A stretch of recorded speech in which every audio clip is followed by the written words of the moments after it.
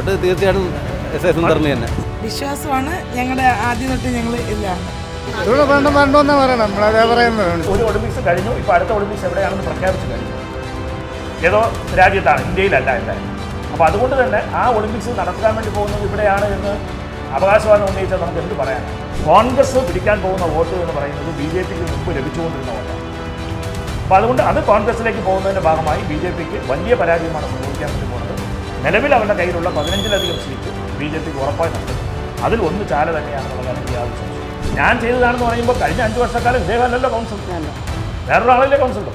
അപ്പോൾ ബി.ജെ.പി ചെയ്തതാണ് എന്നെങ്കിലും പറയുന്നു. ഞാൻ ചെയ്തതാണ് എന്ന് പറഞ്ഞാൽ എന്തിനാണ് പറയുന്നത്? ആളുകളെ പറ്റിക്കാൻ വേണ്ടിയാണ് യഥാർത്ഥത്തിൽ. 8 വർഷക്കാലമായി ഈ പബ്ലിക് ടോയ്ലറ്റ് പൂട്ടിക്കിടക്കുകയാണ്. യഥാർത്ഥത്തിൽ കൗൺസിലർക്ക് ചെയ്യാൻ വേണ്ടി പറ്റുന്ന സാധനം എന്ന് പറഞ്ഞാൽ അതിനെ ഒന്ന് റിനോവേറ്റ് ചെയ്ത് രംഗത്ത് കൊണ്ടുവരിക എന്നുള്ളത്. ഈ 5 ടോയ്ലറ്റ് ഇന്നും നിങ്ങൾ പോയി പരിശോധിച്ച് നോക്കും, 5 ടോയ്ലറ്റ് പൂട്ടിക്കിടക്കും. അവിടുത്തെ കരിമണം നിവാസികളെല്ലാം കൂടി ഒരു പരാതി കൊടുത്തതിൻ്റെ അടിസ്ഥാനത്തിൽ ഇപ്പോൾ 125 വീടിൻ്റെ പണി കഴിഞ്ഞ മാസം തറക്കല്ലിട്ട് ആരംഭിച്ചു.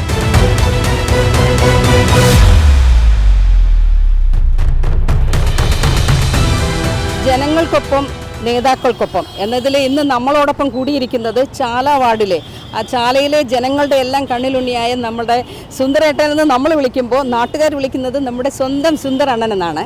അപ്പോൾ അഡ്വക്കേറ്റ് എസ്.എ. സുന്ദരൻ, ആ പുള്ളിയുടെ കൂടെയാണ് നമ്മളിന്നിപ്പോൾ നിൽക്കുന്നത്. സഖാവ് അതാണ് ഏറ്റവും കൂടുതൽ ചേരുന്നത്.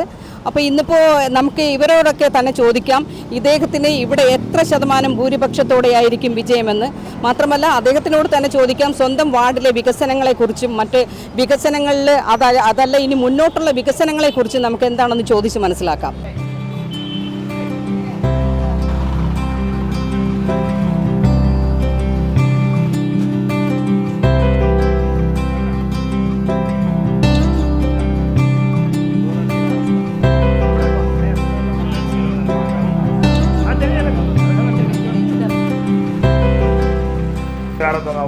ഒരഭിപ്രായം പറയാനില്ല. വോട്ടൊക്കെ നമ്മുടെ ചാല വാർഡിന്റെ സ്ഥാനാർത്ഥിയിൽ നിൽക്കുന്നത് വിശ്വാസമാണ്. ഞങ്ങളുടെ ആദ്യം തൊട്ട് ഞങ്ങൾ ഇതിലാണ്.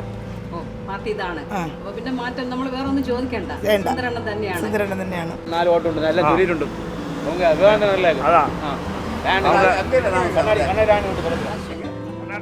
തെരഞ്ഞെടുപ്പൊക്കെ അടുത്തു അറിയാമല്ലോ. അപ്പോൾ ഇവിടുത്തെ സ്ഥാനാർത്ഥികളും ആരൊക്കെയാണെന്ന് അറിയാം. അപ്പോൾ എങ്ങനെയാ വോട്ട് എങ്ങനെയാണ്? വോട്ട് തീർച്ചയായിട്ടും എസ്.എ. സുന്ദറിന് തന്നെ. സുന്ദറിന് തന്നെ. പുള്ളിയുടെ പെരുമാറ്റം അങ്ങനെയാണ്. ഞങ്ങൾക്ക് എപ്പോൾ ഒരു ആവശ്യം വിളിച്ചാലും പുള്ളി ഉടനെ എത്തും. ഞങ്ങളുടെ അനുഭവം കൊണ്ട് പറയാണ് സുന്ദറിന്, ഞങ്ങൾക്ക് സുന്ദർ തന്നെ മെയിനായിട്ടുള്ളത്. സുന്ദർ ആയിരിക്കണം, അങ്ങനെ വരുള്ളൂ. അതായത് കരിമഠം എന്ന് പറയുന്നൊരു പ്രദേശം ഇവിടെയുണ്ട്. അത് 2008 ഞാൻ ആറ്റുകാൽ വാർഡിലെ കൗൺസിലറും നഗരസഭയുടെ ക്ഷേമകാര്യ കമ്മിറ്റി ചെയർമാനുമായിരുന്നപ്പോൾ അവിടെ 560 വീടുകളുടെ പുനരധിവാസത്തിന് വേണ്ടിയുള്ള പദ്ധതി തുടങ്ങിയതാണ്. നിങ്ങൾ പഴയ കരിമഠത്തിൻ്റെ ഫോട്ടോ എവിടെയെങ്കിലും ഉണ്ടെങ്കിൽ നോക്കണം. അത്രയും ശുചിത്വമില്ലാത്ത, കുട്ടികൾക്ക് പോലും മാറാരോഗങ്ങൾ പിടിപെടുന്ന ഒരു പ്രദേശമായിരുന്നു ആ പ്രദേശം. ആ സമയത്ത് ഞാൻ അതിൻ്റെ തൊട്ടപ്പുറത്താണ് ഞാനൊരു വസ്തു വാങ്ങി വീട് വെച്ചത്. എൻ്റെ കുടുംബ വീട് ചാലയിലാണെങ്കിലും ആ കരിമഠ കോളനിയുടെ അപ്പുറത്താണ് ഞാനൊരു വസ്തു വാങ്ങി വീട് വെച്ചത്. ആ സന്ദർഭത്തിൽ യഥാർത്ഥത്തിൽ ആ ഒരു ദയനീയ അവസ്ഥ കണ്ടിട്ടാണ് ഞാൻ നഗരസഭയുടെ ക്ഷേമകാര്യ കമ്മിറ്റി ചെയർമാനായിരുന്നപ്പോൾ അന്ന് എന്നിൽ നിക്ഷിപ്തമായ അധികാരം ഉപയോഗിച്ചുകൊണ്ട് അവിടെ ഒരു പുനരധിവാസ പദ്ധതി BSUP എന്ന് പറഞ്ഞ basic service to urban poor എന്ന് പറയുന്ന ഒരു പദ്ധതി അവിടെ നടപ്പിലാക്കി. അതിൻ്റെ ഭാഗമായി 560 വീട് പുനർനിർമ്മിക്കാൻ തീരുമാനിച്ചു. 2010 അവിടെ യഥാർത്ഥത്തിൽ 160 വീടുകളുടെ താക്കോൽ ദാനം നടന്നു. അതിനുശേഷം 10 വർഷക്കാലവും ബി.ജെ.പിയുടെ കൗൺസിലർമാരാണ് അവിടെ വന്നത്. അത് ആ വാർഡ് ആ സമയത്ത് LDFിൻ്റെ കൗൺസിലർ ശോഭിതയായിരുന്നു കൗൺസിലർ. 10 വർഷക്കാലവും ബി.ജെ.പി ആയിരുന്നു. ആ ബി.ജെ.പി യഥാർത്ഥത്തിൽ ആ 10 വർഷക്കാലം പിന്നെ അവിടെ ചെയ്ത വീടെന്ന് പറഞ്ഞാൽ 120 വീട് മാത്രമാണ്. 10 വർഷം കൊണ്ട് ചെയ്തത്. ഞാൻ 2 വർഷം കൊണ്ട് 160 വീട് പൂർത്തിയാക്കി കൊടുത്തു. പിന്നെ 10 വർഷക്കാലം, കാരണം ഇത് ഒച്ചയുടെ പുറകെ നിൽക്കാൻ ആരുമില്ല. ഇപ്പോൾ യഥാർത്ഥത്തിൽ നമ്മുടെ നാട്ടുകാരുടെ എല്ലാം പരാതിയുടെ അടിസ്ഥാനത്തിൽ ഇപ്പോൾ നിലവിലുള്ള ആര്യരാജൻ്റെ മേയർ, ഞങ്ങൾ അവിടുത്തെ റെസിഡൻസ് അസോസിയേഷനും അവിടുത്തെ കരിമണം നിവാസികളെല്ലാം കൂടി ഒരു പരാതി കൊടുത്തതിൻ്റെ അടിസ്ഥാനത്തിൽ ഇപ്പോൾ 125 വീടിൻ്റെ പണി കഴിഞ്ഞ മാസം തറക്കല്ലിട്ട് ആരംഭിച്ചു. ആ പണി ഇപ്പോൾ ആരംഭിച്ചു. ഇനിയും അവിടെ 180ഓളം പേർക്ക് ഇനിയും വീട് കിട്ടാറുണ്ട്. അതിന് വേണ്ടിയുള്ള പദ്ധതിക്ക് വേണ്ടി ഇവർ ആരും ഒരു താല്പര്യം എടുക്കാറ്. അതിൻ്റെ തൊട്ടടുത്തൊരു കുളമുണ്ട്. ആ കുളത്തിനും ഇതുപോലെ തന്നെയാണ് അന്ന് ബഡ്ജറ്റിൽ തന്നെ പ്രൊവിഷൻ ഉണ്ടാക്കി 2 കോടി രൂപ മാറ്റി വെച്ചു. അത് പക്ഷേ തുടർന്ന് വന്ന കൗൺസിലർമാരത് ഫോളോ ചെയ്യാത്തത് കൊണ്ടും പുതിയ കൗൺസിൽ വരുമ്പോഴത്തേക്ക് സ്വാഭാവികമായി അതിനൊരു മാറ്റം ഉണ്ടാകും. അതിൻ്റെ ഭാഗമായി ആ കുളം ഇപ്പോഴും വൃത്തിയാക്കാൻ കഴിഞ്ഞില്ല. ആ കുളം കൂടി നിങ്ങളൊന്ന് ഷൂട്ട് ചെയ്തെടുത്താൽ കൃത്യമായി മനസ്സിലാവാം കുളത്തിൻ്റെ അവസ്ഥ എന്താണ്. അവിടെ യഥാർത്ഥത്തിൽ കൊതുകുകൾ പെറ്റുവരുന്ന വല്ലാത്തൊരു ദുർഗന്ധം പോലും അതിനകത്തു നിന്ന് വരുന്ന വേസ്റ്റുകൾ മുഴുവൻ അതിനകത്ത് കൊണ്ട് തള്ളുന്ന ഒരു കുളമായി അത് കിടക്കുകയാണ്. ഏകദേശം ഒരു 1.5 ഏക്കറോളം വരുന്നതാണ് ആ വലിയ കുളം. ആ കുളം വൃത്തിയാക്കാൻ വേണ്ടി ഈ BJP കൗൺസിലർമാർ ഒരു പണിയും ഇതുവരെ ചെയ്തു. ഈ വാർഡിൽ ഞാൻ നേരത്തെ പറഞ്ഞ പ്രശ്നങ്ങൾക്ക് പുറമെയാണ് ഈ പ്രശ്നങ്ങൾ കൂടി നമുക്ക് ശ്രദ്ധിക്കേണ്ടത്. അപ്പോൾ അങ്ങനെ ഉള്ള ഒരു പ്രശ്നങ്ങൾ കൂടി ഈ വാർഡിനകത്തുണ്ട്. അവർക്ക് ചൂണ്ടിക്കാണിക്കാൻ കഴിയുന്ന ഇന്ന പദ്ധതി ഞാൻ ചെയ്തു എന്ന് പറയാൻ കഴിയുന്ന ഒരു പദ്ധതി കഴിഞ്ഞ 10 വർഷക്കാലമായി ഈ വാർഡിനകത്ത് നടപ്പിലാക്കിയിട്ടുള്ള ഒരു വികസനം ഒരു നടന്നിട്ടില്ല വികസനം എന്നുള്ളതാണ്. നടന്നിട്ടില്ല. എന്നുവെച്ചാൽ ഈ സ്മാർട്ട് സിറ്റിയുടെ പദ്ധതി അല്ലാതെ, സ്മാർട്ട് സിറ്റി പദ്ധതി ഞാൻ നേരത്തെ വിശദീകരിച്ചതാണ്, അത് കൗൺസിലർക്ക് യാതൊരു പങ്കുള്ളതല്ല. സ്മാർട്ട് സിറ്റി പദ്ധതി അല്ലാതെ ഒരു വികസനം ഈ വാർഡിനകത്ത് എവിടെയെങ്കിലും നടന്നിട്ടുണ്ട്? ഒന്നും നടന്നിട്ടില്ല എന്നുള്ളത് നിങ്ങൾ നാട്ടുകാരോട് ചോദിച്ചാൽ അവർ തന്നെ അതിനകത്ത് കൃത്യമായി അഡ്രസ്സ് ചെയ്യുന്ന ഒരു അവസ്ഥയാണ്.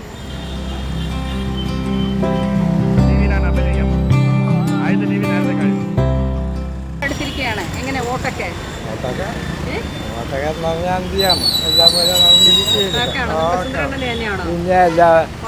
ഉറപ്പായിട്ട് എന്തുകൊണ്ടാണ് സുന്ദരണ്ണൻ എന്തുകൊണ്ടാണ് വോട്ട്? വ്യക്തിപരമായിട്ട് നമുക്ക് ആളിനെ മുമ്പേ അറിയാം. വരുമ്പോൾ വികസനങ്ങളൊക്കെ നടക്കട്ടെ എന്നുള്ളതാണല്ലേ? അത്രേ ഉള്ളൂ, അതുകൊണ്ട് അറിയാം. അവിടെ നിൽക്കുമ്പോൾ നമുക്കറിയാം. വോട്ടൊക്കെ എവിടെയാണോ? ഭീമാവടി വാർഡാണ്. ഭീമ വോട്ടും അവിടെയാണോ? അവിടെയാണ്. അപ്പൊ എങ്ങനെ അടുത്ത തുടർഭരണം വരണമെന്നാ പറയണം. നമ്മളതേ പറയുന്നത് മനസ്സിലായില്ല.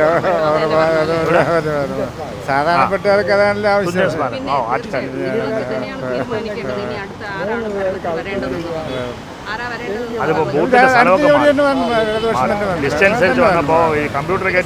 വികസനം ഉണ്ടാവട്ടെ. സാധാരണപ്പെട്ടവർക്ക് ജീവിക്കണമല്ലോ, മനസ്സിലായില്ല. നടക്കണമല്ലോ ജീവിതം. അതാണ് മാനവീതിയിൽ നടക്കുന്ന ജാഡീസിന് പേടിക്കാൻ നടക്കണം. ജനങ്ങൾക്ക് അറിയാമല്ലോ, അതിപ്പോൾ ജനങ്ങൾക്ക് അറിയാമല്ലോ അതിനെപ്പറ്റി.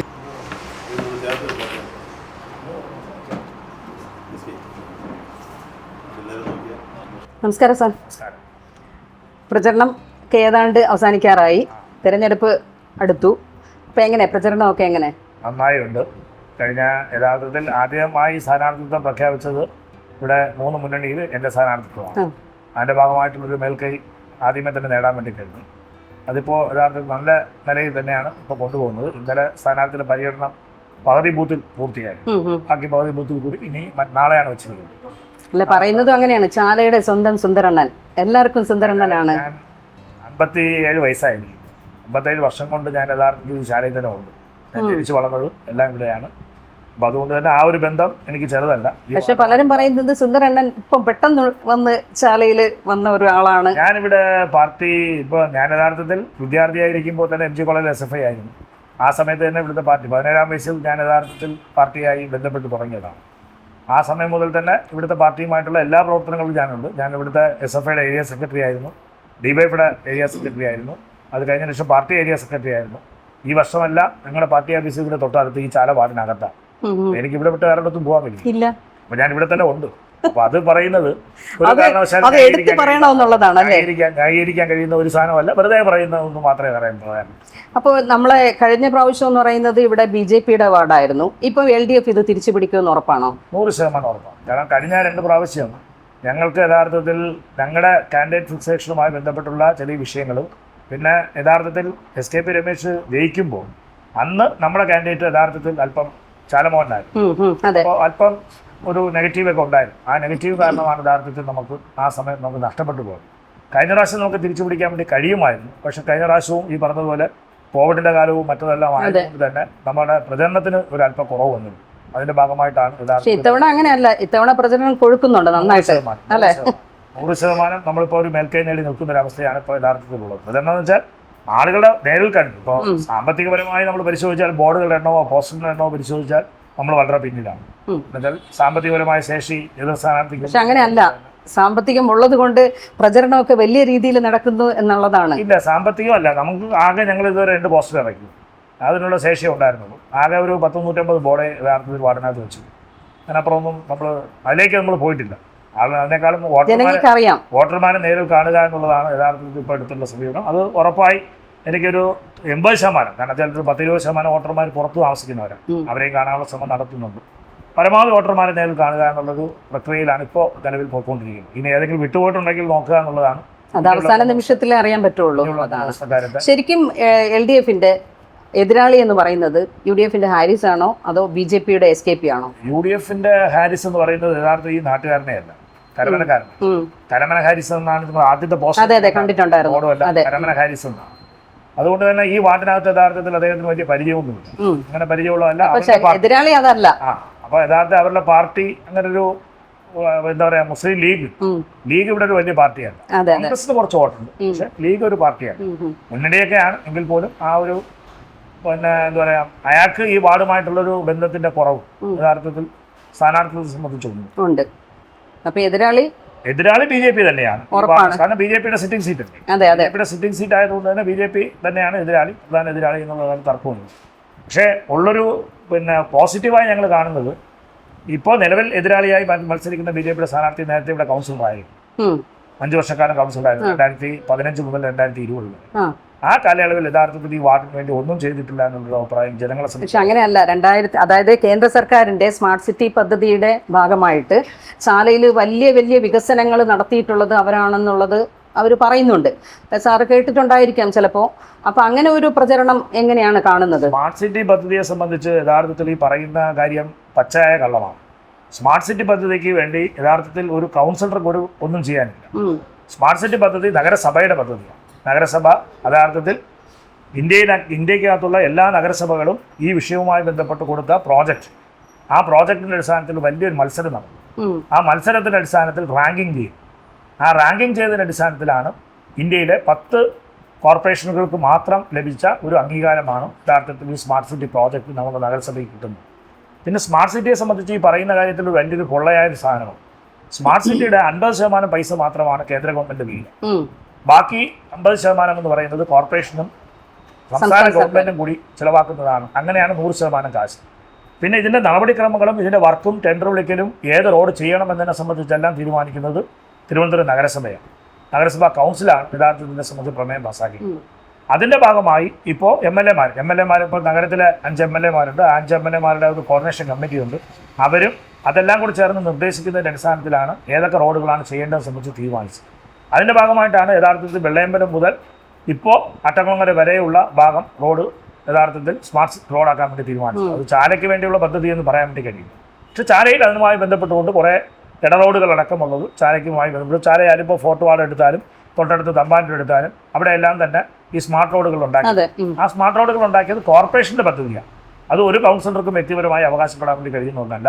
ആര്യ രാജേന്ദ്രൻ മേയറായിരിക്കുന്ന സന്ദർഭത്തിൽ നേടിയെടുത്ത ഒരു അംഗീകാരം. യഥാർത്ഥത്തിൽ ആര്യ രാജേന്ദ്രനും അല്ല, അതിന് തൊട്ടു മുമ്പുള്ള പ്രശാന്ത് മേയറായിരിക്കുമ്പോഴാണ് യഥാർത്ഥത്തിൽ സ്മാർട്ട് സിറ്റിയുടെ പദ്ധതിക്ക് അംഗീകാരം കിട്ടുന്നത്. ആ അംഗീകാരത്തിൻ്റെ ഭാഗമായിട്ടാണ് യഥാർത്ഥത്തിൽ ഈ വികസന പ്രവർത്തനങ്ങളാകെ നടന്നത്. അത് ഒഴിച്ചാൽ, സ്മാർട്ട് സിറ്റിയുമായി ബന്ധപ്പെട്ട് ഈ വാർഡിൽ നടന്ന വികസന പ്രവർത്തനം ഒഴിച്ചാൽ കഴിഞ്ഞ 10 വർഷക്കാലമായി ഈ വാർഡിൽ ഒരു വികസന പ്രവർത്തനവും, ഒരു എടുത്തു പറയാൻ കഴിയുന്ന ഒരു വികസന പ്രവർത്തനവും നടക്കാത്തൊരു വാർഡാണ് ഈ വാർഡ്. അത് ഇപ്പോൾ ജനങ്ങൾ നന്നായി രൂപത്തിൽ തിരിച്ചു. ഇത് ജനങ്ങളുടെ ഹൃദയഭാഗമാണ്, അതായത് നഗരത്തിന്റെ ഹൃദയഭാഗം. കാരണം ഇവിടെ നിന്നാണ് സാധനങ്ങൾ, അല്ലേ? പണ്ട് മുതലേ അങ്ങനെയാണ്, ചാലയിലാണ് എന്ത് സാധനം വാങ്ങാനും ഓടിയെത്തുന്നത്. പക്ഷേ ഇപ്പോൾ അതൊക്കെ മാറി. പ്രധാന കാരണം പാർക്കിംഗ് ആണ് അവിടുത്തെ ഒരു വിഷയം. ചാല മാറിയത് യഥാർത്ഥത്തിൽ പാർക്കിങ്ങിന്റെ ഭാഗമായിട്ടാണ്. യഥാർത്ഥത്തിൽ പാർക്കിംഗ് ഇല്ല, ഇവിടെ അടിസ്ഥാന സൗകര്യ വികസനമില്ല, ഒരു ബാത്റൂം. നിങ്ങൾ അതിനകത്ത് കൗൺസിലർമാർക്ക് എന്തെങ്കിലും ചെയ്യാൻ വേണ്ടി പറ്റിയിരുന്നുവെങ്കിൽ ഈ വാർഡിനകത്ത് 5 ടോയ്ലറ്റുകൾ, പബ്ലിക് ടോയ്ലറ്റുകൾ, ഈ 5 ടോയ്ലറ്റും കഴിഞ്ഞ 8 വർഷക്കാലമായി പൂട്ടിക്കിടക്കുകയാണ്. 8 വർഷക്കാലമായി ഈ പബ്ലിക് ടോയ്ലറ്റ് പൂട്ടിക്കിടക്കുകയാണ്. യഥാർത്ഥത്തിൽ കൗൺസിലർക്ക് ചെയ്യാൻ വേണ്ടി പറ്റുന്ന സാധനം എന്ന് പറഞ്ഞാൽ അതിനെ ഒന്ന് റിനോവേറ്റ് ചെയ്ത് രംഗത്ത് കൊണ്ടുവരിക എന്നുള്ളത്. ഈ 5 ടോയ്ലറ്റും ഇന്നും നിങ്ങൾ പോയി പരിശോധിച്ച് നോക്കും, 5 ടോയ്ലറ്റും പൂട്ടിക്കിടക്കും. അപ്പോൾ അങ്ങനെ ഒരു അടിസ്ഥാന സൗകര്യ വികസനത്തിന് വേണ്ടി എന്തെങ്കിലും ഒരു ഇടപെടൽ നടത്താൻ കഴിയേണ്ട ആൾ അല്ലെങ്കിൽ കൗൺസിലർമാർ ചെയ്യേണ്ട ആദ്യത്തെ പ്രവൃത്തി അതായിരുന്നു. ഇവിടുത്തെ ടോയ്ലറ്റുകളെല്ലാം ഒന്ന് നവീകരിച്ച് അതിനെ സംബന്ധിച്ച് അതിനകത്ത് ജനങ്ങൾക്ക് പ്രയോജനപ്രദമായ രൂപത്തിൽ മാറ്റിയെടുക്കുക എന്നുള്ളതായിരുന്നു. അത് 5 എണ്ണവും ഇപ്പോൾ പൂട്ടിക്കിടക്കും. ഇതിൻ്റെ ഉത്തരവാദിത്വം കൗൺസിലറല്ലാതെ മറ്റാർക്കും ഒന്നും പറയാൻ കഴിയും. അല്ലേ? അതിൻ്റെ ഗുണങ്ങൾ പറയുമ്പോൾ ദോഷങ്ങളും അവർക്കുള്ളതാണല്ലോ എന്നുള്ളതാണ്. ഗുണങ്ങൾ എന്ന് വെച്ചാൽ ഗുണങ്ങൾ ഒന്നും നിങ്ങൾ ഈ വാർഡിനകത്ത് ഈ സ്മാർട്ട് സിറ്റിയുമായി ബന്ധപ്പെട്ടുള്ള വർക്കല്ലാതെ, സ്മാർട്ട് സിറ്റി വർക്കിന് കൗൺസിലറുടെ കത്തോ കൗൺസിലറുടെ റെക്കമെൻഡേഷനോ കൗൺസിലറുടെ ഒരു പ്രപ്പോസലോ ഒന്നും തന്നെ ആവശ്യമില്ല. കാരണം വെച്ചാൽ കോർപ്പറേഷനാണ് ഇതിൻ്റെ പ്രോജക്റ്റ് തയ്യാറാക്കുന്നത്, കോർപ്പറേഷനാണ് ഒരു ഉത്തരവാദിത്വം. പിന്നെ BJPയെ സംബന്ധിച്ച് ഒരു രാഷ്ട്രീയ കാര്യം കൂടി പറയാതിരിക്കാൻ കഴിയില്ല. ഈ സ്മാർട്ട് സിറ്റിയുമായി ബന്ധപ്പെട്ടുള്ള വർക്ക് നമ്മൾ ഈ നഗരത്തിൽ ആരംഭിച്ചപ്പോൾ ആ സ്മാർട്ട് സിറ്റി വർക്കിനെതിരായി ഏറ്റവും കൂടുതൽ പ്രക്ഷോഭം നടത്തിയ ഒരു പാർട്ടി കൂടിയാണ് BJP. പാർട്ടിയാണ്. കാരണം വെച്ചാൽ സ്മാർട്ട് റോഡുമായി ബന്ധപ്പെട്ടുകൊണ്ട് എവിടെയെല്ലാം പണി നടന്നോ ആ സ്ഥലത്തെല്ലാം പോയി പണിക്ക് വേണ്ടി റോഡ് പൊളിച്ചിട്ടപ്പോൾ ആ റോഡിനെ മുഴുവൻ മണ്ണിട്ട് മൂടി, കുഴിയെടുത്ത സ്ഥലങ്ങളിലെല്ലാം വീണ്ടും മണ്ണിട്ട് മൂടി നിരവധിയായിട്ടുള്ള സമരങ്ങൾ BJP ഈ സ്മാർട്ട് സിറ്റി പദ്ധതിക്കെതിരായി ഈ നഗരത്തിൽ 10 12 അന്ന് വി രാജേഷാണ് ജില്ലാ പ്രസിഡന്റ്, BJP ജില്ലാ പ്രസിഡന്റ്. അന്ന് വി രാജേഷ് കൗൺസിലർ ആവുന്നതിന് മുമ്പ് ഈ സമരം നടത്തി. കൗൺസിലർ ആയതിനു ശേഷം നഗരസഭയിൽ നിരന്തരമായ പ്രശ്നം ഉണ്ടാക്കിയത് ഈ സ്മാർട്ട് സിറ്റിയുമായി ബന്ധപ്പെട്ടുള്ള പദ്ധതി നടപ്പിലാക്കുന്നതിനെതിരായിട്ടുള്ള നിലപാടാണ് BJP സ്വീകരിച്ചത്. അവരിതിന് അനുകൂലമായിരുന്നില്ല.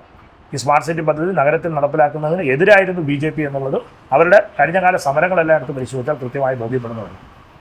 ഇനിയിപ്പോൾ ഈ തെരഞ്ഞെടുപ്പിൽ LDF തന്നെ വിജയിക്കട്ടെ എന്നുള്ളതാണ്. പക്ഷേ അതിനു വേണ്ടിയിട്ട് എന്തെങ്കിലും മാറ്റങ്ങൾ ചാലയിൽ വരുത്താനായിട്ട് ഉദ്ദേശിച്ചു? ചാലയെ സംബന്ധിച്ച് ഞങ്ങളൊരു പ്രകടന പത്രിക, ഞങ്ങളുടെ LDFനെ സംബന്ധിച്ച് ഞങ്ങളുടെ പ്രകടന പത്രിക പ്രധാനപ്പെട്ടതാണ്.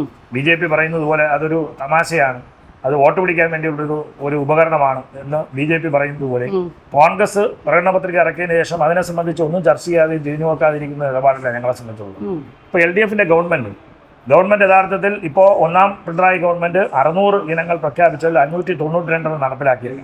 ഇപ്പോൾ 900 പ്രഖ്യാപിച്ചു, ഏകദേശം 780 ഇപ്പോൾ നടപ്പിലാക്കി. ഇനി 6 മാസം കൊണ്ട് ബാക്കിയും കൂടി നമുക്ക് പൂർത്തിയാക്കാൻ കഴിയുന്നത്. അതുപോലെ ഞങ്ങൾ ഈ തിരുവനന്തപുരം കോർപ്പറേഷൻ കേന്ദ്രീകരിച്ചുകൊണ്ട് ഒരു പ്രകടന പത്രിക ഇപ്പോൾ ഓൾറെഡി പ്രസിദ്ധീകരിച്ചു കഴിഞ്ഞു. നഗരസഭാ കമ്മിറ്റി ഇപ്പോൾ പ്രസിദ്ധീകരിച്ചു കഴിഞ്ഞു. ഞാൻ ജയിച്ചു കഴിഞ്ഞാൽ, അതായത് LDFന്റെ ഒരു സ്ഥാനാർത്ഥി ജയിച്ചു കഴിഞ്ഞാൽ എന്ത് നടപ്പിലാക്കും എന്നതിനെ സംബന്ധിച്ചൊരു പ്രകടന പത്രിക ഞങ്ങൾ നാളെ പ്രസിദ്ധീകരിക്കുക. അത് ഞങ്ങൾ വെറുതെ പ്രസിദ്ധീകരിക്കുന്നതല്ല, ഒരു സ്ഥാനാർത്ഥിത്വം പ്രഖ്യാപിക്കുന്നതിന് മുമ്പ് തന്നെ മുഴുവൻ ജനങ്ങളോടും ഞങ്ങൾ ഒരു നോട്ടീസ് പ്രിന്റ് ചെയ്ത് കൊടുത്തിരുന്നു. നിങ്ങൾക്ക് ഈ വാർഡിലെ വികസന പ്രവർത്തനങ്ങളെ സംബന്ധിച്ച് നിങ്ങളുടെ നിർദ്ദേശങ്ങൾ എന്താണ്? ആ നിർദ്ദേശങ്ങൾ മുഴുവൻ ഞങ്ങൾ സ്വീകരിച്ചതിന് ശേഷം ജനങ്ങളിൽ നിന്ന് മുഴുവൻ റെസിഡൻസ് അസോസിയേഷനുകൾക്കും ഇവിടുത്തെ വ്യാപാരികൾക്ക് ഇവിടുത്തെ സംഘടനകൾക്ക് എല്ലാം കൊടുത്തതിൻ്റെ അടിസ്ഥാനത്തിൽ അവരിൽ നിന്ന് വന്ന നിർദ്ദേശങ്ങളെല്ലാം കൂടെ ക്രോഡീകരിച്ചുകൊണ്ട് ഞങ്ങളൊരു വികസന പ്രകടന പത്രിക തയ്യാറാക്കിയിട്ടുണ്ട്. ആ പത്രികയുടെ അടിസ്ഥാനപ്പെടുത്തിക്കൊണ്ടാണ് നമ്മുടെ വികസന പ്രവർത്തനം നടത്താൻ വേണ്ടി.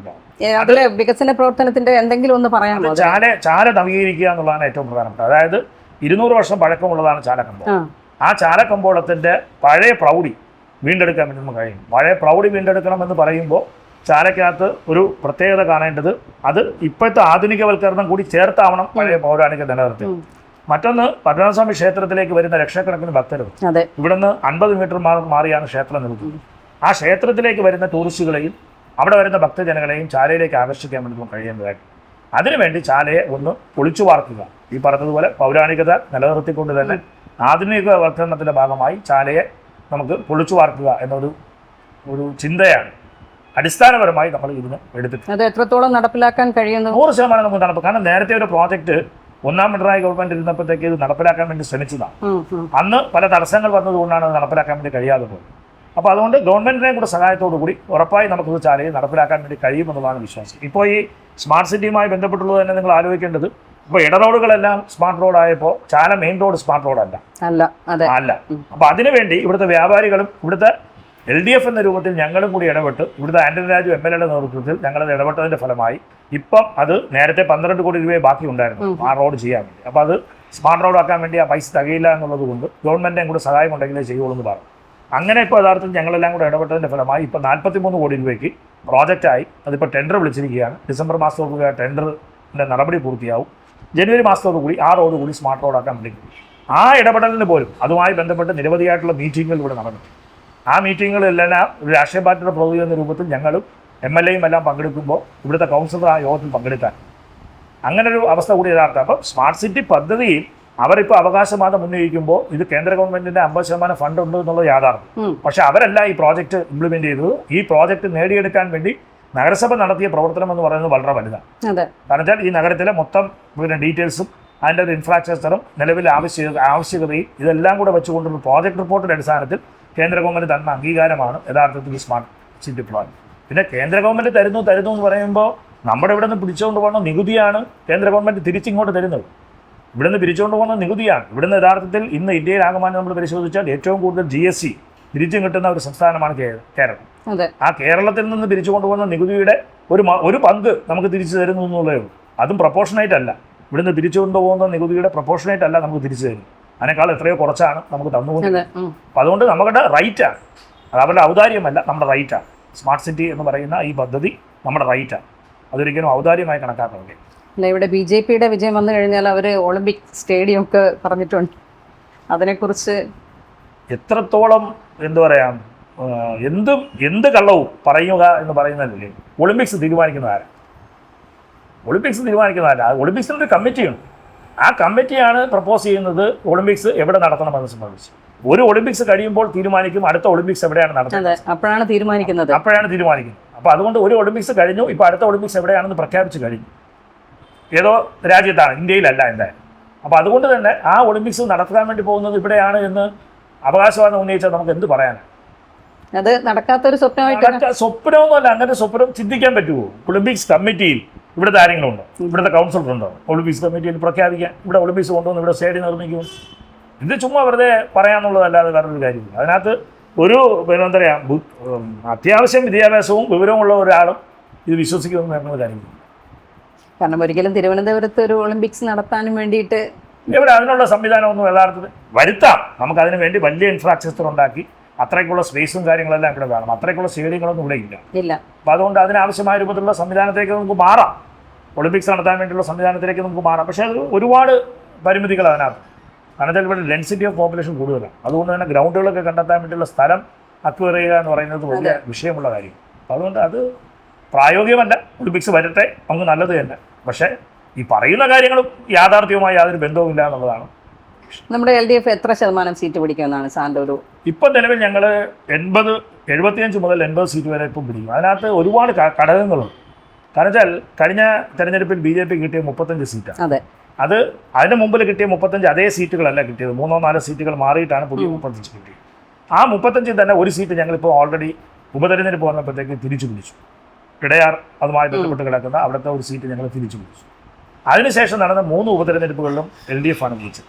അത് ഞങ്ങളുടെ സിറ്റിംഗ് സീറ്റായിരുന്നു. ഞങ്ങളുടെ സിറ്റിംഗ് സീറ്റിൽ ഞങ്ങൾ തന്നെ ജയിച്ചു. ഇപ്പം നിലവിലുള്ള സ്ഥിതി എന്ന് പറയുന്നത് യഥാർത്ഥത്തിൽ BJP എങ്ങനെയാണ് തിരുവനന്തപുരം നഗരത്തിൽ ഇത്രയും സീറ്റ് പിടിക്കാനുള്ള കാരണം? കോൺഗ്രസ് ദുർബലപ്പെട്ടതുകൊണ്ട്.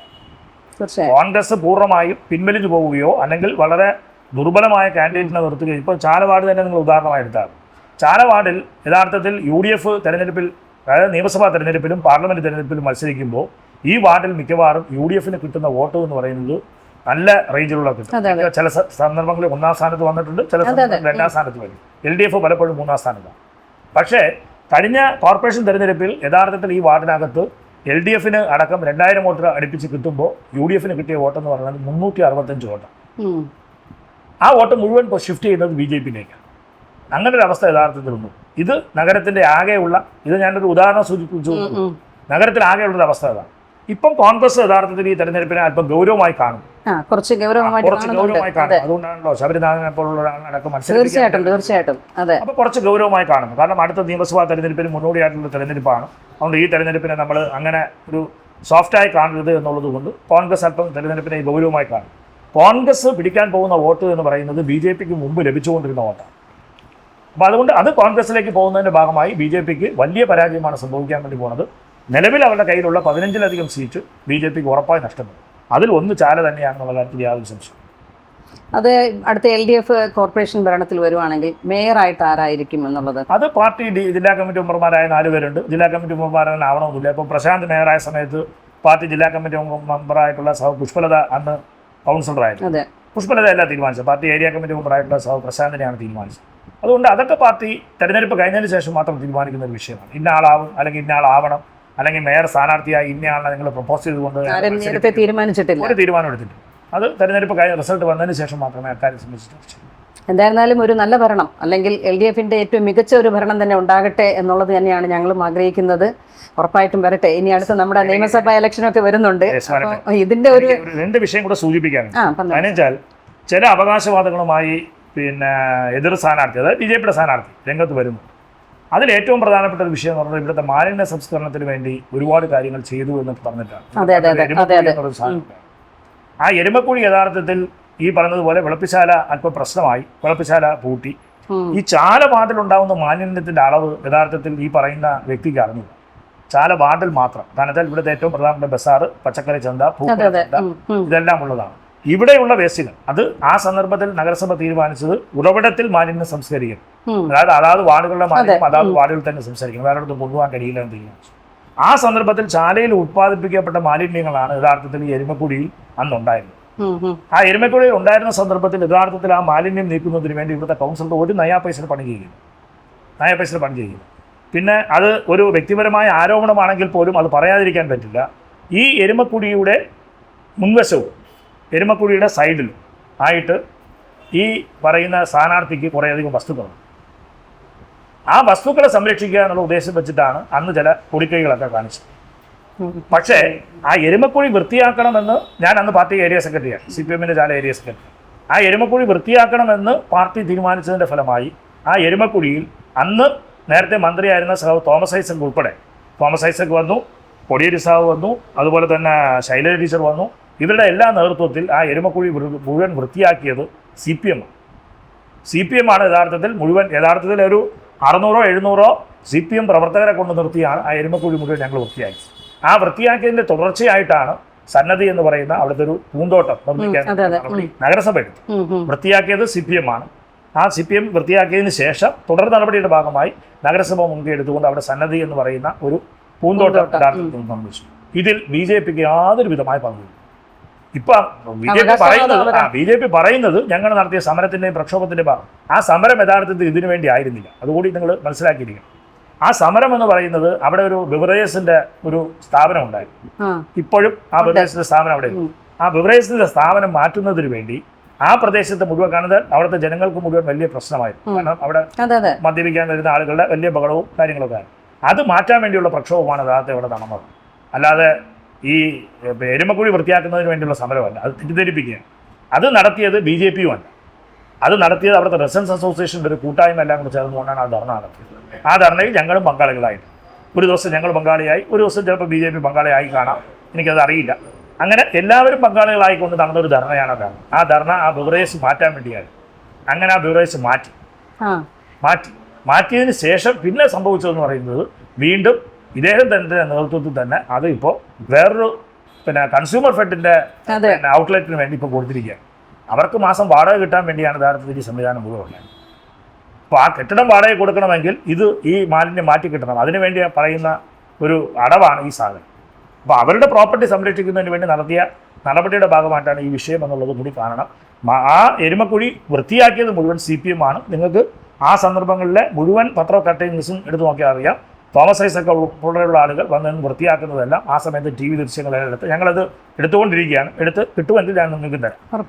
ഞങ്ങളെല്ലാവരുടെയും നേതൃത്വത്തിൽ 10-700 CPM വോളണ്ടിയേഴ്സ്മാർ നിന്നുകൊണ്ടാണ് അത് യഥാർത്ഥത്തിൽ പൂർണ്ണമായി വൃത്തിയാക്കിയത്. സ്ത്രീകളുണ്ടായിരുന്നു, ചെറുപ്പക്കാരുണ്ടായിരുന്നു, പ്രായമായ ആളുകളുണ്ടായിരുന്നു. എല്ലാവരും കൂടെ നിന്നുകൊണ്ടാണ് യഥാർത്ഥത്തിൽ 10-700 ആളുകൾ ഒരു 2-3 ദിവസം നിന്നുകൊണ്ടാണ് യഥാർത്ഥത്തിൽ അത് പൂർണ്ണമായി വൃത്തിയാക്കാൻ കഴിയും. അതിൽ BJPക്ക് യാതൊരു പങ്കുമില്ല എന്നത് യാഥാർത്ഥ്യം. രണ്ടാമതൊരു വിഷയം, ചാലയിൽ ഏറ്റവും കൂടുതൽ വെള്ളക്കെട്ടുള്ള പ്രശ്നം. ആ വെള്ളക്കെട്ടുള്ള പ്രശ്നത്തിൽ നിങ്ങൾ വേണമെങ്കിൽ ഈ എതിർ സ്ഥാനാർത്ഥി ഇപ്പോൾ താമസിക്കുന്നത് കമലേശ്വരത്താണ്, ചാലയിലല്ല. ചാലയിൽ ജനിച്ചു വളർന്നതെന്ന് പറഞ്ഞ ഭാഗം ശരി. ഇപ്പോൾ താമസിക്കുന്നത് കമലേശ്വരത്താണ്. ഇവിടെയാണ് വീട്ട് അഡ്രസ്സിനെ സംബന്ധിച്ച് നിങ്ങൾ അന്വേഷിച്ച് നോക്കിയാൽ അറിയാം. അഡ്രസ്സ് കമലേശ്വരം, വോട്ട് ഇവിടെ ഉണ്ടാവും, ഇവിടെ ഇപ്പോൾ നിലവിലുണ്ടാവും. നിങ്ങൾ അദ്ദേഹത്തിൻ്റെ അമ്മ ഇവിടെ താമസിക്കുന്നു, ആ വീട്ടിൽ തന്നെ താമസിക്കും. അമ്മയടുത്ത് പോയി ഒന്ന് ചോദിക്കും. ഞാൻ സ്ഥാനാർത്ഥിയായി ആ വീട്ടിൽ ചെല്ലുമ്പോൾ അമ്മയുടെ അനുഗ്രഹം വാങ്ങിക്കാൻ വേണ്ടി ഞാൻ ചെല്ലുന്നത്. കാരണം ഞങ്ങൾ തമ്മിൽ ചെറിയൊരു റിലേഷൻ കൂടിയാണ്. അതിൻ്റെ ഭാഗമായി ഞങ്ങളവിടെ വീട്ടിൽ ചെല്ലുമ്പോൾ മക്കളെ നോക്കി വരണേ എന്നാണ് അമ്മ പറയുന്നത്. അപ്പോൾ ചേച്ചി എന്തും ചോദിച്ചു പറഞ്ഞാൽ അവിടെ മുഴുവൻ ചെളിയാണ്, മെനഞ്ഞാന്ന് പെയ്ത മഴയിൽ അവിടെ മുഴുവൻ ചെളിയായി കിടക്കുകയാണ്, നോക്കി വന്നില്ലെങ്കിൽ വീഴും. ഇതാണ് അമ്മ പറയുന്ന ആദ്യത്തെ കാര്യം. ആദ്യത്തെ കാര്യങ്ങൾ സംസാരിച്ചുകൊണ്ടിരുന്നപ്പോൾ പറയുന്നത്, അപ്പോൾ ആ ചെവിലിൽ ഒരു മുട്ടളവിന് ഒരു മാർക്ക് കിടക്കും. അപ്പോൾ ഞാൻ അമ്മയുടെ അടുത്ത് ഈ മാർക്ക് എന്താണ്? അത് മഴ പെയ്യുമ്പോൾ ഇവിടെ വെള്ളം കെട്ടുന്നതാണ്. വെള്ളം കെട്ടും, മഴ പെയ്യുമ്പോഴത്തേക്ക് ആ വീട്ടിനകത്ത് മുഴുവൻ വെള്ളം കെട്ടും. ആ വെള്ളക്കെട്ടിൻ്റെ മാർക്കാണ് ഈ മാർക്ക്. മോനെങ്കിലും കൗൺസിലറായി കഴിഞ്ഞാൽ ഇതൊന്ന് നന്നാക്കി തരണം. ഇതാണ് എന്നോട് പറയുന്ന അഭ്യർത്ഥന. നിങ്ങളിപ്പോൾ വേണമെങ്കിൽ നേരിട്ട് പോയി ചോദിച്ചു, നേരിട്ട് പോയി അമ്മയോട് ചോദിച്ചോളൂ, ഇവിടുത്തെ വെള്ളക്കെട്ടിൻ്റെ പ്രശ്നം നിങ്ങളുടെ മോൻ കൗൺസിലറായിരുന്നപ്പോൾ ഇത് പരിഹരിച്ചു എന്ന് നിങ്ങൾ ചോദിച്ചു. അപ്പോൾ അമ്മ കൃത്യമായി പറയും, അവൻ ഒന്നും ചെയ്തില്ല, അവൻ ഇവിടെ തിരിഞ്ഞു നോക്കില്ലായിരുന്നു, അവൻ ഇവിടെയല്ല താമസം, അവൻ കമലേശ്വരത്താണ് താമസം, ഞാനും എൻ്റെ ഒരു മോനും മാത്രമേ ഇവിടെ താമസമുള്ളൂ എന്ന് വളരെ കൃത്യമായി മറുപടിയും അവർ പറയും. ഞങ്ങൾ പിന്നെ അതൊന്നും റെക്കോർഡ് ചെയ്ത് ദുരുപയോഗം ചെയ്യാത്തത് ഒരു സ്ഥാനാർത്ഥിയുടെ അമ്മയാണ്. അതൊന്നും നമ്മൾ ദുരുപയോഗം ചെയ്യുന്നത് ശരിയല്ല. പക്ഷേ ഇപ്പം പറയുന്നത് അത്ര മോശമായി പറയുന്നൊരവസ്ഥയുണ്ട്. ഞാൻ താമസിക്കുന്ന ആ വെള്ളക്കെട്ടിൻ്റെ ഭാഗമായിട്ടുള്ള സ്ഥലത്ത് നന്നായി ഒരു ദിവസം രാത്രി മഴ പെയ്താൽ ഞങ്ങൾക്ക് നീന്തിയേ പോകാൻ പറ്റും. മുട്ടളവിന് മുകളിലായിരിക്കും മിക്കവാറുള്ള വെള്ളക്കെട്ട്. ഈ വെള്ളക്കെട്ട് ഇതുപോലത്തെ ഇവിടുത്തെ 10-12 കേന്ദ്രങ്ങൾ വെള്ളക്കെട്ടാണ്. ഇനി ബിജു പ്രഭാകരൻ്റെ ഒരു ഉദാഹരണം കൂടി ഞാൻ ശ്രദ്ധിച്ചു. ഓപ്പറേഷൻ അനന്ത വന്നപ്പോഴത്തേക്ക് നിങ്ങൾ ബിജു പ്രഭാകരൻ ഇപ്പോൾ ജീവിച്ചിരിക്കുന്നു, അദ്ദേഹത്തിന് പോയി ചോദിക്കും. ഓപ്പറേഷൻ അനന്തയുടെ ഭാഗമായി പഴയ ഓടകളെല്ലാം പുനരുജ്ജീവിപ്പിച്ചെടുത്തു. ഓടകളെല്ലാം കയ്യേറ്റം ഉണ്ടായിരുന്ന കയ്യേറ്റം മുഴുവൻ പൊളിപ്പിച്ചു. ആ കയ്യേറ്റം പൊളിച്ചു വന്നപ്പോൾ ഇപ്പോൾ നിലവിൽ ഈ പിന്നെ വർത്തമാനം പറഞ്ഞ ഈ സ്ഥാനാർത്ഥി ആ സ്ഥാനാർത്ഥി ഒരു ഓട കൈകയറി ഒരു കെട്ടിടം കെട്ടി വെച്ചേക്കാം. ഇപ്പോൾ അവരുടെ ഓഫീസിലിരിക്കുന്ന കെട്ടിടം ഉണ്ടല്ലോ, ആ കെട്ടിടത്തോട് ചേർന്ന് ഒരു ഓട ഇവിടെ ഉണ്ട്. ആ ഓടയുടെ മണ്ടയിലായിരുന്നു ഇവരുടെ ഓഫീസ്, ഇവരെ ബിൽഡിംഗ്. ആ ബിൽഡിംഗ് ബിജു പ്രഭാർ കളക്ടറായിരുന്നപ്പോൾ വന്ന് പൊളിച്ചിട്ട് ഈ കൗൺസിലറോട് ചോദിച്ചു, നിങ്ങളൊരു ജനപ്രതിനിധി, നിങ്ങൾ ഈ കയ്യേറ്റം നടത്താണ്. ആ ഓടയടക്കം പൊളിച്ചിട്ടാണ് ഈ ഓപ്പറേഷൻ എന്താ പുനഃസ്ഥാപിച്ചത്. ഇത് പരസ്യമായി ചോദിച്ചതാണ്. ബിജു പ്രഭാർ ഈ കൗൺസിലർ, അന്ന് കൗൺസിലർ കൂടിയാണ്, കൗൺസിലറോട് പരസ്യമായി ചോദിച്ചാൽ നിങ്ങളൊരു ജനപ്രതിനിധിയല്ലേ, നിങ്ങളിത് ചെയ്യാം. അങ്ങനെ ഓടയടക്കം കൈകയറി ഇവിടുത്തെ വെള്ളക്കെട്ടിന് കാരണക്കാരായ ഒരു വ്യക്തി കൂടിയാണ് ഈ വ്യക്തി എന്നുള്ളത് നിങ്ങൾ കാണും. ഇവിടുത്തെ ഒരു വെള്ളക്കെട്ടിനും പരിഹാരം ഉണ്ടാക്കാൻ വേണ്ടി നാളുകളിൽ ഒന്നും ചെയ്തു. ബിജു പ്രഭാർ സാർ ചെയ്തതിന്റെ ഭാഗമായി ഇവിടെ 50% വെള്ളക്കെട്ട് ഒഴിവായി. ഇപ്പോഴും ഈ വാർഡിൽ വെള്ളക്കെട്ടാണ്. വാർഡിലെ 10-12 കേന്ദ്രങ്ങളിൽ ഒരു 2 മണിക്കൂർ മഴ പെയ്താൽ മതി വെള്ളക്കെട്ടാണ്. അല്ല, അതിനൊരു പരിഹാരം കാണാം, ചെയ്യണ്ടേ? കൗൺസിലർക്കല്ലേ ഇതിനകത്തൊരു പ്രപ്പോസൽ ചെയ്ത് കൊടുക്കാൻ പറ്റും. അല്ലെങ്കിൽ ഇപ്പോൾ MLA ഇടപെടേണ്ടതാണ്. MLA ഒരു പ്രപ്പോസൽ കൊടുത്ത് MLA കൊണ്ട് സംസാരിപ്പിച്ച് MLA ഫണ്ട് വാങ്ങി അത് ചെയ്യിപ്പിക്കാൻ വേണ്ടി ഒരു കൗൺസിലറുടെ ഇടപെടൽ വേണ്ടി. അത് ചെയ്യുന്നില്ല എന്നുള്ളതാണ് സത്യം. നിങ്ങൾ ഇപ്പോൾ കഴിഞ്ഞ ഒരാഴ്ചയ്ക്ക് മുമ്പ് ഈ ഫ്രണ്ടിലെ ഡ്രെയിനേജ് മുഴുവൻ പൊട്ടി ഒലിക്കുക നിങ്ങൾ കണ്ടു കാണുമെന്ന് തോന്നും. ഇതുപോലെ ഈ വാർഡിനകത്ത് കുറേ കേന്ദ്രങ്ങൾ ഡ്രെയിനേജ് പൊട്ടി ഒലിക്കും, ഒരു ഇടപെടൽ നടത്തില്ല. ഡ്രെയിനേജ് പൊട്ടി ഒലിക്കണമെങ്കിൽ സാധാരണഗതി ചെയ്യേണ്ടത് മാൻഹോൾ ഒന്ന് പുനർനിർമ്മിച്ച് ചെയ്യുകയാണ് ചെയ്യുന്നത്. അത് ചെയ്യാൻ വേണ്ടിയുള്ള എന്തെങ്കിലും ഇടപെടൽ ഈ കൗൺസിൽ നടത്തിയിട്ടുണ്ട്. ഇവിടെ യഥാർത്ഥത്തിൽ ജനങ്ങളുടെ ഭാഗമായിട്ടുള്ള ഒരുപാട് പ്രശ്നങ്ങളുണ്ട്. ഇവിടെ ഈ വാർഡിനകത്ത് ഈ ഡ്രെയിനേജ് പ്രശ്നം പരിഹരിക്കുന്നതിന് വേണ്ടിയുള്ള ഒരു പ്രശ്നവും ഒരു ഇടപെടൽ നടത്തില്ല. ഒരു പ്രദേശത്ത് ഡ്രെയിനേജ് ഇല്ല, ആരെങ്കിലും പറഞ്ഞാൽ വിശ്വസിക്കും. ഈ ചാല പോലുള്ളൊരു വാർഡിനകത്ത് ഒരു പ്രദേശത്ത് ഡ്രെയിനേജ് ഇല്ല. ഞാനടക്കം താമസിക്കുന്ന പ്രദേശത്ത് ഡ്രെയിനേജ് ഇല്ല. ആ ഡ്രെയിനേജിൻ്റെ കൊണ്ടുവരുന്നതിന് വേണ്ടിയുള്ള യാതൊരു വിധമായ നീക്കവും ഈ കൗൺസിലർ നടത്തിയതായി എനിക്കില്ല. ഈ 10 വർഷം ഒന്നും നടത്തിയതായി നമുക്ക് കാണാൻ വേണ്ടി കഴിയും. ഇനി ഒരു കാര്യങ്ങളുള്ളത്, ഈ വാർഡിനകത്ത് 7 സർക്കാർ സ്കൂളുകളുണ്ട്. ആ സ്കൂളുകളിലെ HMമാരെ നിങ്ങൾ പോയിരുന്നു ഇൻ്റർവ്യൂ. കഴിഞ്ഞ 10 വർഷക്കാലം ഈ സ്കൂളിലെ എന്തെങ്കിലും വികസന പ്രവർത്തനത്തിൽ കൗൺസിലർ എന്ന്, കാരണം ഇപ്പോൾ നഗരസഭയുടേതാണല്ലോ എല്ലാ സ്കൂളുകളും, കൗൺസിലർമാരാണ് ആ സ്കൂളുകളുടെ എല്ലാത്തിൻ്റെ രക്ഷാധികാരി. എല്ലാ സ്കൂളുകളുടെ രക്ഷാധികാരി കൗൺസിലർമാർ. ഏതെങ്കിലും ഒരു പരിപാടി ആ സ്കൂളിൽ അല്ലെങ്കിൽ ഏതെങ്കിലും ഒരു പദ്ധതി ആ സ്കൂളിൽ കൊണ്ടുവരാൻ വേണ്ടി ഈ കൗൺസിലർ ഇടപെട്ടിട്ടുണ്ടോ എന്നുള്ളതും ചോദിക്കും. പരിപാടി വെച്ചാൽ പോലും ആ പരിപാടിയിൽ അധ്യക്ഷത വഹിക്കേണ്ടത് കൗൺസിലറാണ്. അധ്യക്ഷനായാലും അധ്യക്ഷയായാലും കൗൺസിലറാണ്. ആ പരിപാടിക്ക് പോലും പങ്കെടുക്കും. ഇപ്പോൾ ഈ അടുത്ത കാലത്ത് 2-3 മാസക്കാലമായി 3-4 പരിപാടികൾ ഇവിടുത്തെ തമിഴ് സ്കൂളിൽ നടന്നു, ചാല UPSC നടന്നു, തമിഴ് LPSC നടന്നു, ചാല UPSC നടന്നു. ഈ പരിപാടികളിലൊന്നും കൗൺസിലർമാർ വരാറില്ല. അവർ സഹകരിക്കാറ്. കാരണം അവർക്ക് ഇതിനോടൊന്നും താല്പര്യമില്ല. അവർക്ക് ഇതൊരു രാഷ്ട്രീയ കച്ചവടം. ആ വാക്കിനുണ്ട്, കച്ചവടക്കാരൻ എന്നല്ല എന്ന് പറയുന്നത്, രാഷ്ട്രീയ കച്ചവടം. ആ നിലയ്ക്കാണ് ഈ വാർഡിനെ യഥാർത്ഥത്തിൽ കൊണ്ടുപോകുന്നത്. അവർക്ക് ഇവിടെ ജനങ്ങളോട് നിങ്ങൾ ചോദിച്ചു, റെസിഡൻസ് അസോസിയേഷൻ ഭാരവാഹികളോട് നിങ്ങൾ ചോദിച്ചാൽ അറിയാം, ഫോൺ വിളിച്ചാൽ എടുക്കാത്ത കൗൺസിലർമാർ. കഴിഞ്ഞ 10 വർഷക്കാലം അനുഭവിച്ചുകൊണ്ടിരിക്കുന്ന ഒരു ദുരവസ്ഥയാണ് യഥാർത്ഥത്തിൽ വാർഡിൽ ഇങ്ങനെ ഒരു ജനപ്രതിനിധിയുമായി ബന്ധപ്പെട്ട് പോകുന്നത്. ഞാൻ നേരത്തെ സൂചിപ്പിച്ചല്ലോ, കഴിഞ്ഞ 10 വർഷക്കാലത്തിന് 2 പ്രാവശ്യം BJP ജയിച്ചു. ആ BJP ജയിച്ചതിന് അവരുടെ നേട്ടമായിട്ടുള്ളത് ഞാൻ കാണുന്നത് കോൺഗ്രസിൻ്റെ ഒരു ദൗർബല്യം കൃത്യമായി ആ വോട്ടായി മാറി. അതിൻ്റെ ഭാഗമായി BJPക്ക് കോൺഗ്രസ് വോട്ട് പൂർണ്ണമായി കിട്ടിയതിൻ്റെ ഫലമായിട്ടാണ് BJP ജയിച്ചത്. ഞങ്ങൾക്ക് ഞങ്ങളുടെ വോട്ട് ഇപ്പോൾ സേഫായിട്ടുണ്ട്. നേരത്തെ ആയാലും ഇപ്പോഴായാലും ഞങ്ങളുടെ വോട്ട് എന്ന് പറയുന്ന ഒരു നിശ്ചിത എണ്ണമുണ്ട്. ആ വോട്ട് ഇപ്പോൾ സേഫായിട്ടുണ്ട്. അപ്പോൾ അതുകൊണ്ട് നമുക്ക് ഈ വാർഡ് ഉറപ്പായി നമുക്ക് ജയിക്കാം. അപ്പോൾ ഇത്തരം പ്രശ്നങ്ങളിലൊന്നും ഇടപെടാനോ താല്പര്യം കാണിക്കാനോ വേണ്ടി കഴിയാത്ത ആളുകളാണ് ഇപ്പോൾ ഈ പറഞ്ഞ പോലെ നഗരത്തിലെ മുഴുവൻ റോഡുകളും ചെയ്തത് ഞാനാണ്. ഇപ്പോൾ അനൗൺസ്മെൻറ്റ് നിങ്ങൾ കേട്ടു, എല്ലാ ഇടവഴികളും ഈ സ്മാർട്ട് റോഡിൻ്റെ ഭാഗമായി ചെയ്ത എല്ലാ ഇടവഴികളും ഞാൻ ചെയ്തതാണ്. ഇപ്പോൾ ഇനി ആ ഒരു തർക്കത്തിന് വേണ്ടെങ്കിലും അംഗീകരിക്കാം. ഞാൻ ചെയ്തതാണെന്ന് പറയുമ്പോൾ കഴിഞ്ഞ 5 വർഷക്കാലം ഇതേകാലല്ലോ കൗൺസിലർ, വേറൊരാളല്ലേ കൗൺസിലർ. അപ്പോൾ BJP ചെയ്തതാണ് എന്നെങ്കിലും പറയട്ടെ. ഞാൻ ചെയ്തതാണ് എന്ന് പറഞ്ഞാൽ എന്തിനാണ് പറയുന്നത്? ആളുകളെ പറ്റിക്കാൻ വേണ്ടിയാണ് ഇതാണ്. നാട്ടുകാരോട് ഈ വിഷയം, ഈ വീഡിയോ നിങ്ങൾ അദ്ദേഹത്തിൻ്റെ ഫേസ്ബുക്ക് കണ്ടാണോ എന്ന് എനിക്കറിയില്ല. ഫേസ്ബുക്കിൽ ഇത് പോസ്റ്റ് ചെയ്തിരുന്നു നിങ്ങളൊരു ഇൻ്റർവ്യൂ. ആ ഫേസ്ബുക്കിൻ്റെ താഴെയുള്ള കമൻറ്റുകൾ മുഴുവൻ നമ്മൾ ഓപ്ഷനാണ്. ആളുകൾ കൃത്യമായി മറുപടി ചെയ്തു. മനസ്സിലായി? ഇതാണ് യാഥാർത്ഥ്യം. ഇത് നിങ്ങൾ മനസ്സിലാക്കി കാര്യങ്ങൾ ചെയ്യണം. അതുകൊണ്ട് ഈ വാർഡിലെ ജനങ്ങൾക്ക് LDFനെ വിശ്വാസമുണ്ട്, എന്നിൽ വിശ്വാസമുണ്ട്. ഉറപ്പായി ഈ തെരഞ്ഞെടുപ്പ് ജയിക്കാൻ വേണ്ടി കഴിയുമെന്നുള്ളതാണ് ഞങ്ങളുടെ പ്രതീക്ഷ. എന്തായാലും ചാലയിലെ ആൾക്കാർക്ക് അല്ലെങ്കിൽ ചാല നിവാസികൾക്കും വ്യാപാരികൾക്കും ഒക്കെ ഒരു മാറ്റം അവരും ആഗ്രഹിക്കുന്നുണ്ടെന്നുള്ളത് നമ്മൾ മനസ്സിലാക്കുന്നുണ്ട്. അപ്പോൾ എന്തായാലും ആ മാറ്റത്തിനനുസരിച്ച് LDFന് ശക്തമായ ഒരു വിജയം ഉണ്ടാവട്ടെ, മാറ്റങ്ങൾ ഉണ്ടാവട്ടെ എന്ന് ഞങ്ങളും പ്രാർത്ഥിക്കുന്നു. നമസ്കാരം.